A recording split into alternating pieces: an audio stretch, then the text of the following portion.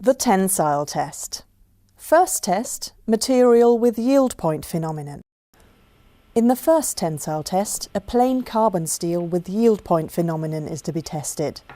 This is the test piece. It has a cylindrical test region with an original diameter of 10 mm and an original gauge length of 100 mm. Within this test region, distance marks have been drawn at regular intervals. They help to visualize and measure the plastic behavior of the specimen. Using a hand control, the tester moves the upper crosshead into its correct starting position. Now he can place the threaded ends of the test piece in the lower and upper grips of the testing machine.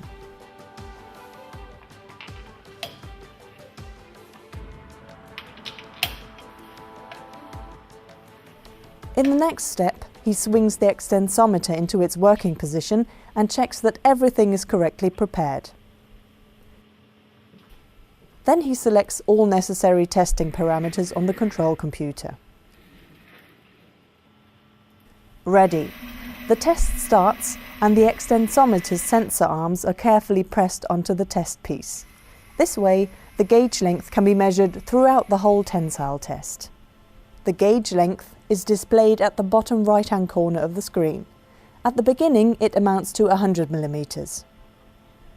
During the tensile test, the test piece is slowly and constantly elongated with a standardized speed. The force that the test piece opposes to the imposed elongation is recorded and can be seen at the bottom left-hand corner of the computer display. The material behavior can best be observed in a force elongation diagram. The force F is being plotted upwards on the vertical axis, the elongation delta L towards the right on the horizontal axis. At first, the force rises rapidly. Force and elongation are proportional and form a steep, straight line in the diagram. In this area, the material behaves elastically. If the test piece were to be unloaded from this area, it would spring back completely to its original length. In materials with yield point phenomenon, the end of the elastic area can be seen clearly. The plastic deformation starts abruptly and is accompanied by a sudden drop of force. If the test piece were to be unloaded now, it would not spring back to the original length, but instead show a permanent elongation. In the next stage of the tensile test, an almost constant force level with slight fluctuations occurs. This phenomenon is called the Ludus Effect. After a certain strain, known as the Ludus strain, the force increases again. The material opposes an increasing force against the imposed elongation. It strain hardens. Up to the point of maximum force, the test piece is strained uniformly along its length. This means that the test piece gets longer and thinner but keeps a cylindrical shape.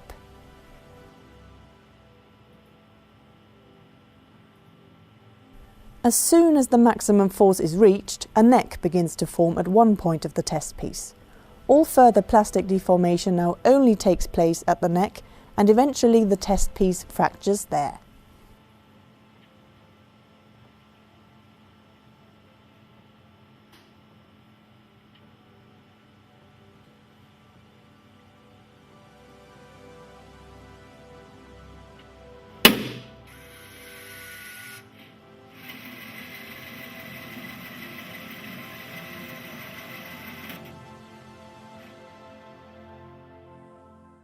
In the recorded force elongation diagram, the force FEH at the upper yield point can clearly be seen.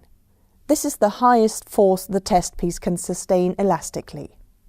FEL is defined as the force at the lower yield point, Fmax as the maximum force. Using these forces, the strength properties of materials can be calculated. The upper yield strength REH is calculated by dividing the force FEH by the original cross-sectional area S0. The lower yield strength REL is defined in a similar way. The maximum force divided by the original cross-sectional area is called tensile strength Rm. In the last step, the tester swings the extensometer back into its resting position and removes the broken test piece.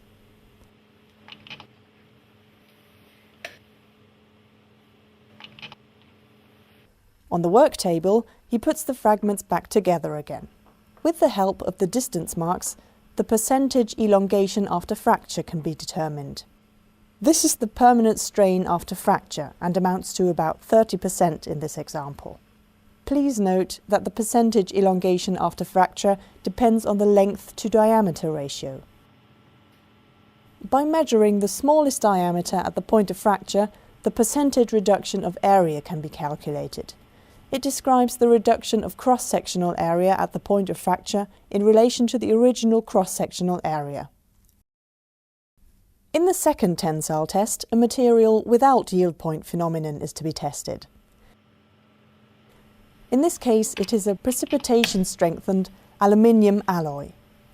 The test piece has exactly the same shape and dimensions as the specimen in the first test. It is cylindrical, with an original diameter of 10 mm and an original gauge length of 100 mm. After fitting the test piece into the testing machine and panning the extensometer into its working position, the test can start.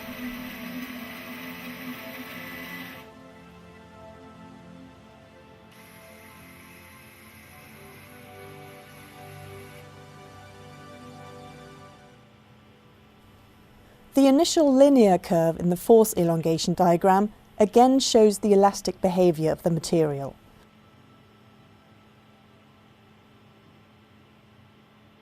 But this time, the end of the elastic area is not revealed by a sudden drop of force or any distinct change. There is a smooth and gradual transition from linear elastic behavior to plastic deformation. In the further course of the tensile test, the force increases and the test piece again is strained uniformly along its length. At the point of maximum force, a neck develops, and all subsequent plastic deformation is confined to this neck until fracture finally occurs there.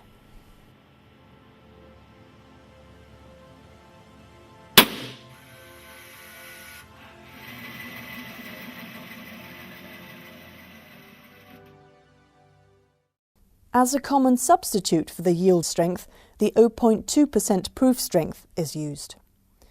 It is the stress that causes 0.2% of plastic deformation in the material. And this is the way to calculate it. First of all, the elongation that corresponds to 0.2% of strain has to be computed. For an initial gauge length of 100 mm, the result is 0.2 mm. In the force elongation diagram, a straight line parallel to the elastic line is drawn through the offset point of 0.2 mm of elongation. The force at the intersection point of the offset line with the force elongation diagram is designated as Fp 0.2. This is the force that causes a plastic strain of 0.2%. The 0.2% proof strength, Rp 0.2, is equal to Fp 0.2 divided by the original cross-sectional area S0.